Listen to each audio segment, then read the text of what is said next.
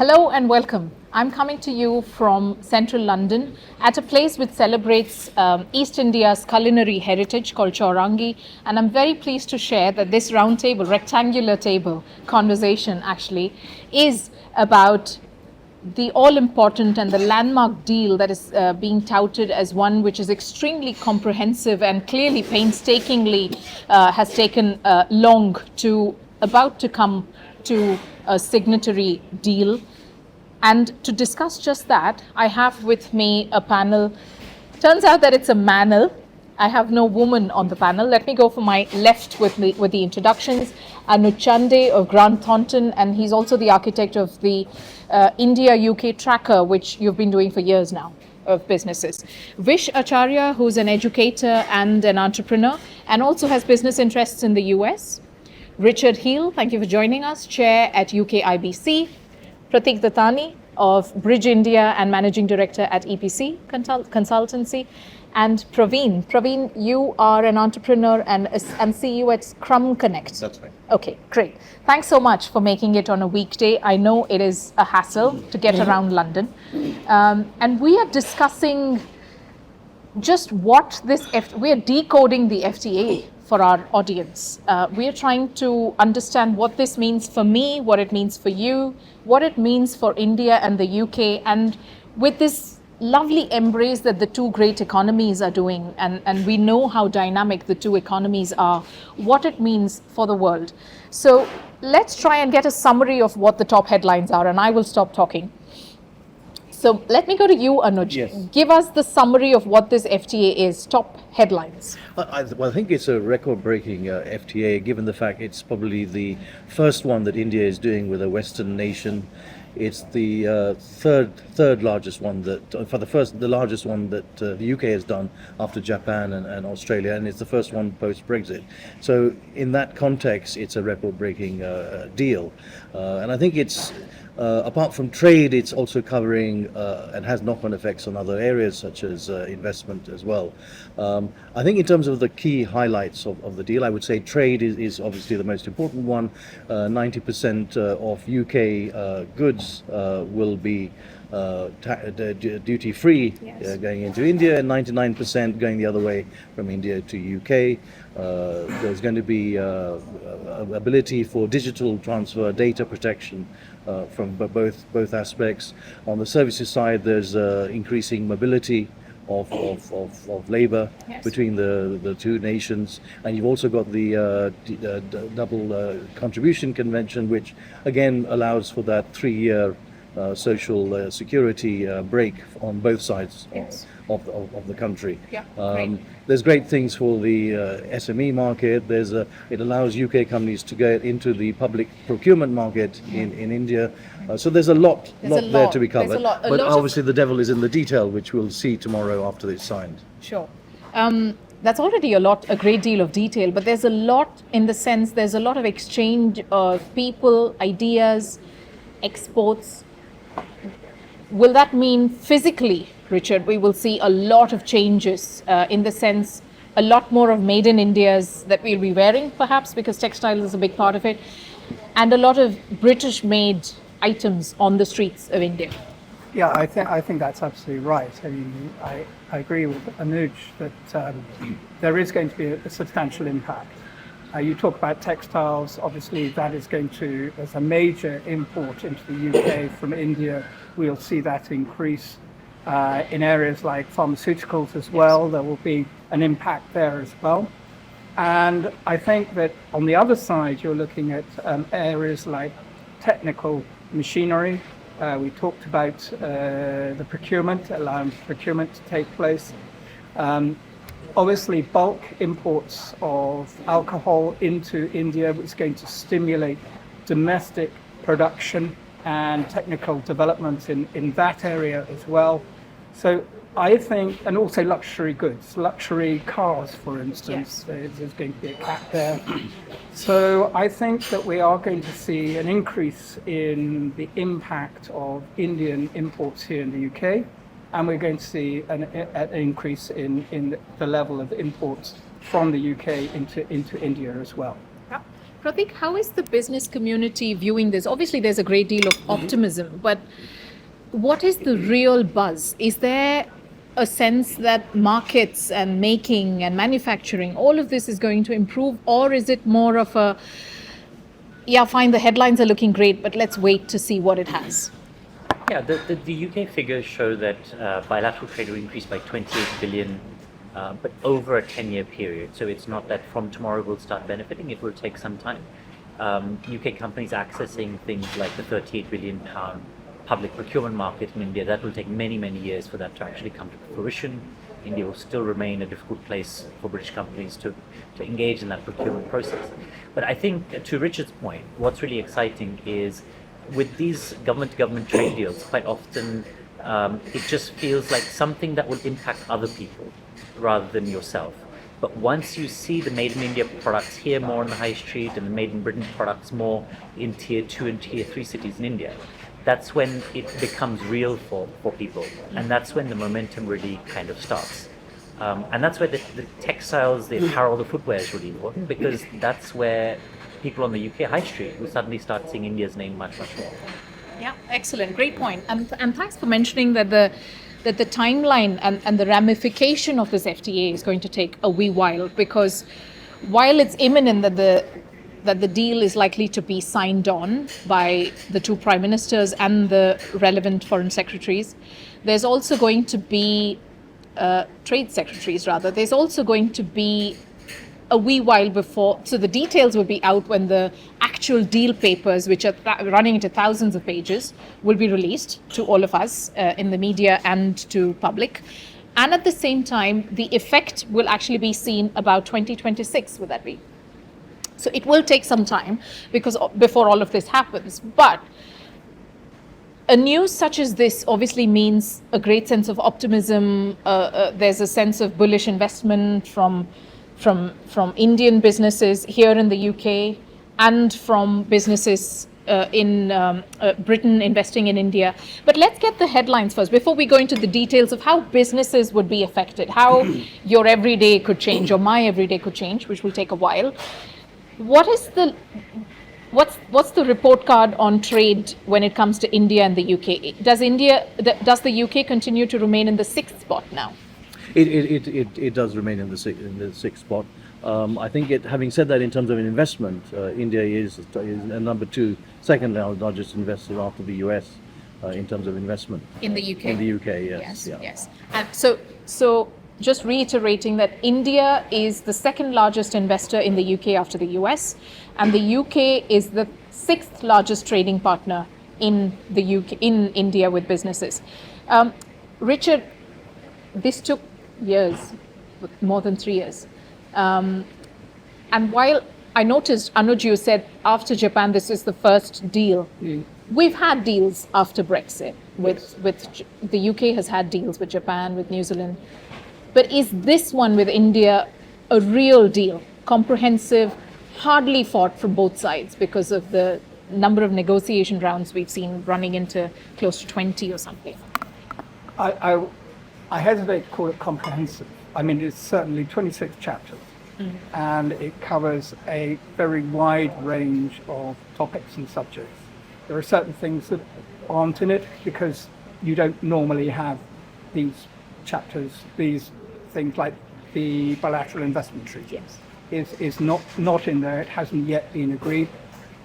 Minister Sitharaman was over here and sat with the Chancellor, and they are obviously in discussions in relation to that. Also the social agreement, social security in relation to temporary, is not part of the free trade agreement. It sits alongside it and they're interlocking. But, you know, there are certain elements. What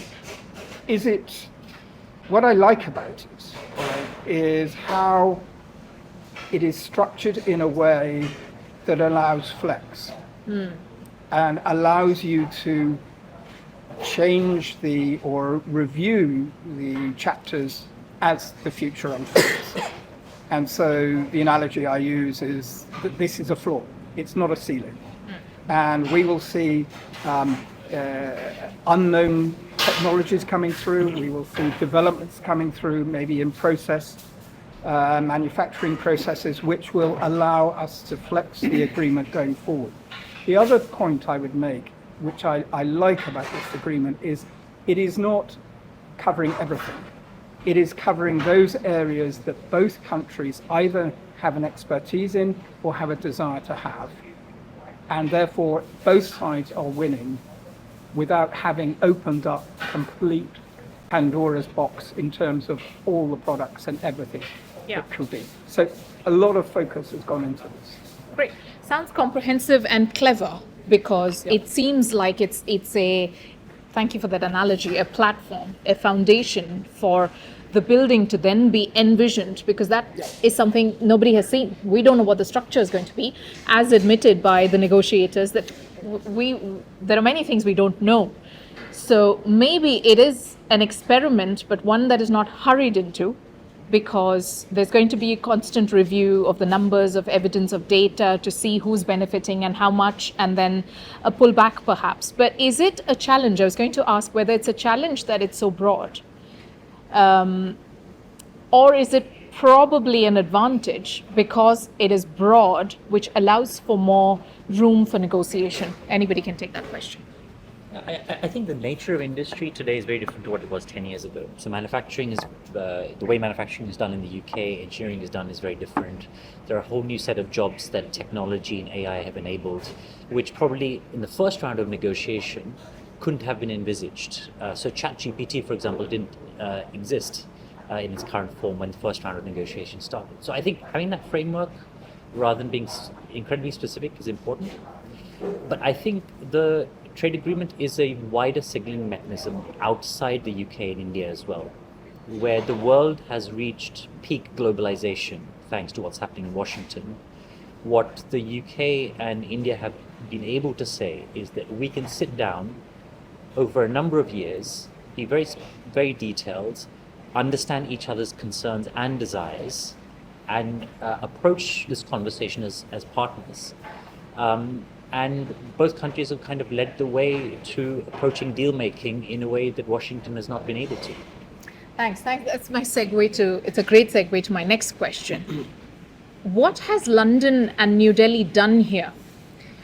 Is this also a political strategy to make this economic embrace at a time there's so much tension in the world, to say, look, it's fine to sign a trade deal with one country in two vastly different continents and see how this is going to work? Is this political strategy? Anybody? I mean, I think it probably, I can't speak for the Prime Minister of India, but I believe that from an Indian perspective, it is a signal. It is a signal to the world at large that the UK is an important trading and investment partner, and the fact that the Prime Minister is coming to sign the deal so quickly after the conclusion of the agreements on the 6th of May, I think speaks a lot for itself. And I think, as you say, in the context of the tariff confusion that we have coming in from Washington, this is a great beacon of light. But I think, to answer your question specifically, I think it is a political statement to the rest of the world. Okay, thank you. And confusion is a mildly put way. Richard, your comments. No, I agree with that. I think that what we're seeing is obviously an adjustment in multilateralism. We're seeing adjustment in the previous rule-based systems. And if you look at what has been signed, and we've seen the agreements in New Zealand and Australia and Japan.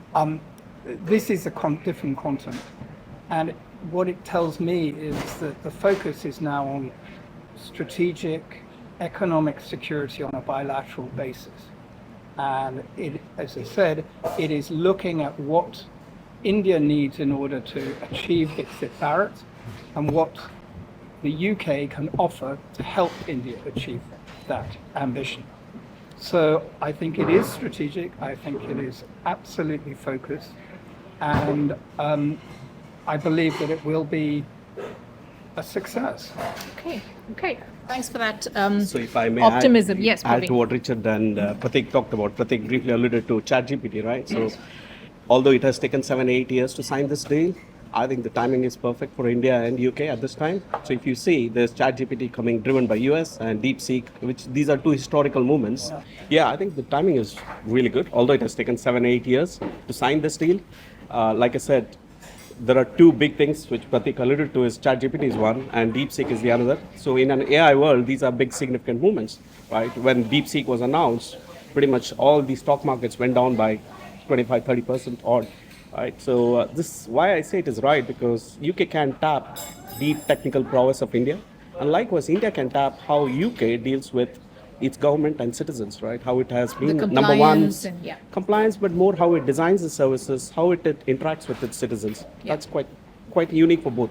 So it's win-win. So it's a win-win. Great. And the governance and the compliance, perhaps, which is something that India can tap into.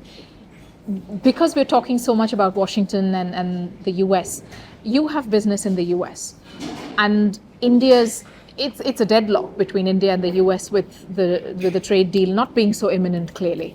But what is the buzz among businesses in the US? Are they watching the deal with great enthusiasm? Is there a sense of envy at all?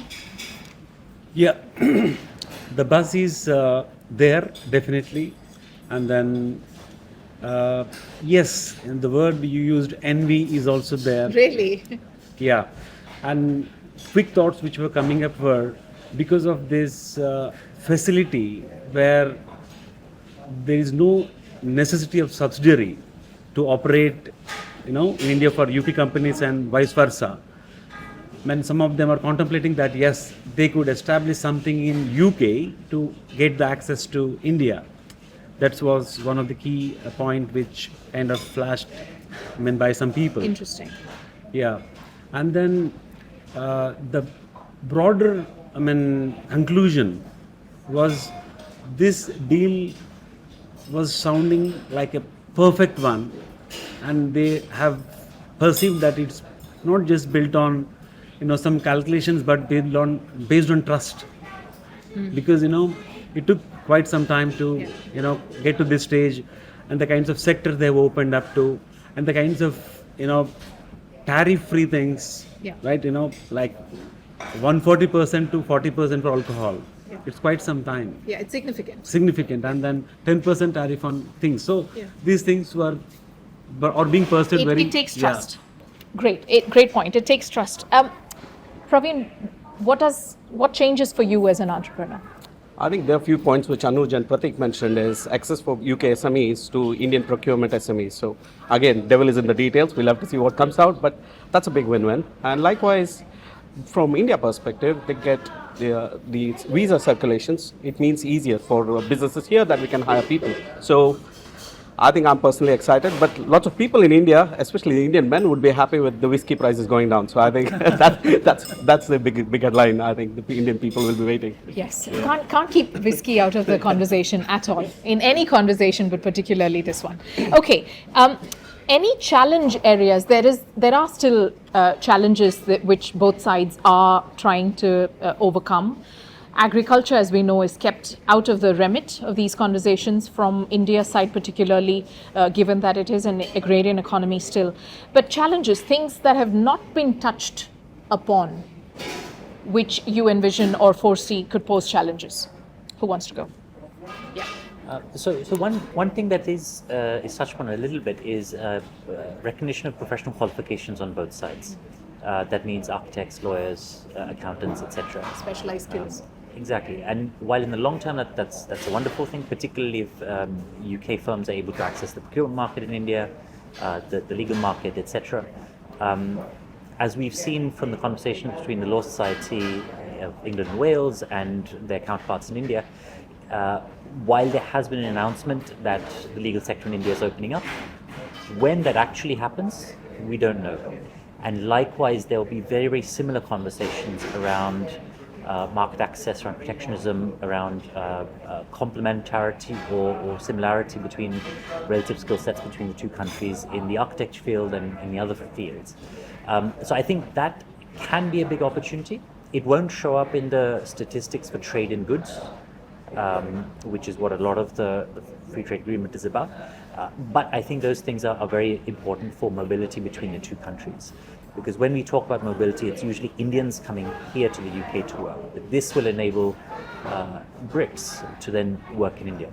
Yeah, sure. Is that something that Britain is also looking at keenly? No, I think this summarised the situation very well. I mean, the one thing that maybe is not in the FTA, but we are starting to see a change in behaviour is in the higher education sector, because obviously education is absolutely huge as far as, and fundamentally important as far as India is concerned. And the emphasis seems to be, we're starting to see green shoots. It seems to be that UK is becoming more sophisticated in how it's exporting education. So you're starting to see universities setting up campuses in India, so Yes. Southampton, Liverpool, etc. Yeah. Rather than just taking that tip of the iceberg who can afford to come here and pay large fees, it is looking to export the capabilities of UK education into India in a way that is more acceptable and more affordable as far as the general. So that is an interesting dynamic. It is. And why not? Because India is such a great market. It is one of the highest exporters of student for higher education for a brief period. Remind us, how many Indian companies are in the UK? Yeah, so based upon our most recent India meets Britain tracker, there are about just under 1,200 Indian companies in the UK. It's actually up from 971 last year, so it's a 23% increase.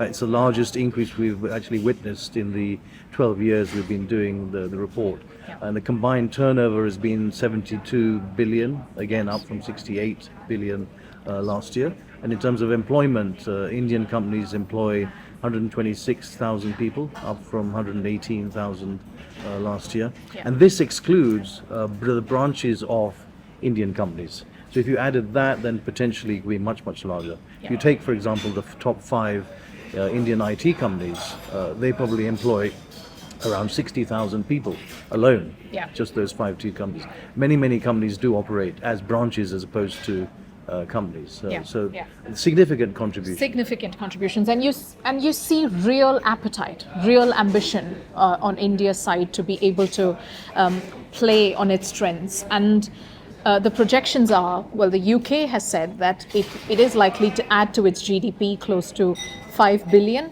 in the next few years, and India is hoping to add or support at least 5 million jobs across sectors, mainly with exports being in the mix. But overall, the devil is in the details. I'll say it the third time just for a hat trick. We've heard it a couple of times on this conversation. The details will be out soon. It's nearly done. The signatures are going to be on. There's a great sense of optimism on both sides that I gather. And finishing comments. Is it a wait and watch, optimism, any final words? One word for the deal. Let's get one words. I think that this period from signing the agreement until actual ratification is critical in terms of getting the messages across about what the opportunities are for Indian companies in the UK and UK companies in India. Because unless that is sold to SMEs and medium-sized companies within the supply chains, then it's all words on a piece of paper. Yes. So the work has got to start now in terms of educating. Sure. It's done, but it's not done. I mean, so Richard makes a very, very good point. It's the lack of awareness amongst, particularly UK SMEs, of the India opportunity is alarming. Yeah. So I think it is important, and it's important for the UK government and the Indian government, and also individuals like ourselves who are involved in this ecosystem, to actually now say to UK SMEs, as I say, that actually India is is what it India. means. This is the opportunity. To chisel out those messages and offer it in a simplified way to encourage movement on the ground. Historic, nevertheless. So let's get one word, Pratik, one word for this deal, or for just, is it a deal or has it been an ordeal to get to the deal?